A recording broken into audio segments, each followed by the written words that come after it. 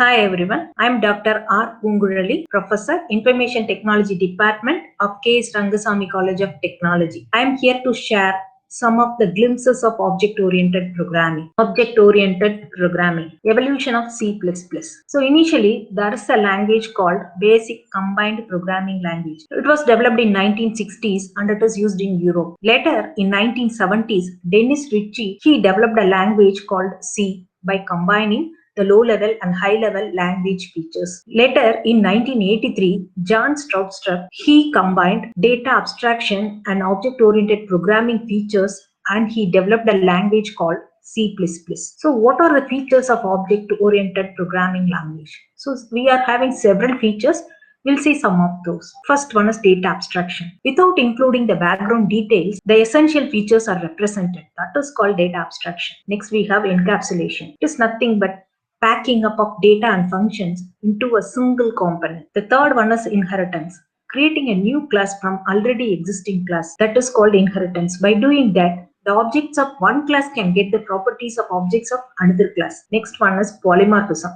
It allows the same function to act differently in different classes. The next is dynamic binding. So it allows us to connect one program to another program that is to be executed as a response to a call. The next one is reusability. Classes are reusable by other classes. With the help of inheritance, we can create a new class from already existing class so that the properties of one class can be acquired by other class. Delegation.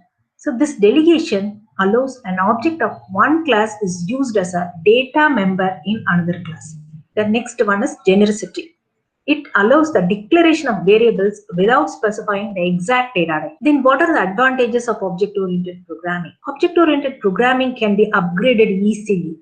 And using inheritance, the redundant codes can be eliminated. And we have a principle called data hiding. So by data hiding, we can secure our program and also avoid unauthorized access.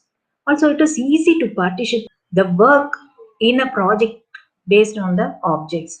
Object-oriented programming language have standard class libraries. What are the uses of object-oriented programming? Object-oriented programming can be used along with database management system. It can also be used for office automation software. Even it is used in artificial intelligence and expert systems. Using object-oriented programming can be done in computer-aided design and computer-aided manufacturing software also. We can use it in network programming and also we can use it with system software. Also, object-oriented programming can be used for simulation and modeling. So this is a simple C++ program. So as usual in other programming languages, the first line is hash include IO_string. So this is nothing but including the libraries. So here I am going to use some IO operations. So I have included the library IO_string. Next, I have using namespace std. This is for defining the scope. And as usual in other C, C++, Java programming languages, we should use a main function. So inside the main function, only we have to write the code. So here I'm just displaying C++ is better than C. I want to display this one. So I have used an output statement that is cout. So in cout, I have specified C++ is better than C. And I have a return 0. So this return 0 represents an integer. That is, a main has a return type int. So for that I'm returning a 0. And each and every line of code should be enclosed in curly braces. So this is the structure of the C program, C++ program. And this is the feature of program, C++ program. So C++ program, it is a collection of functions. Every C++ program must have a main. And as usual, execution begins always at main.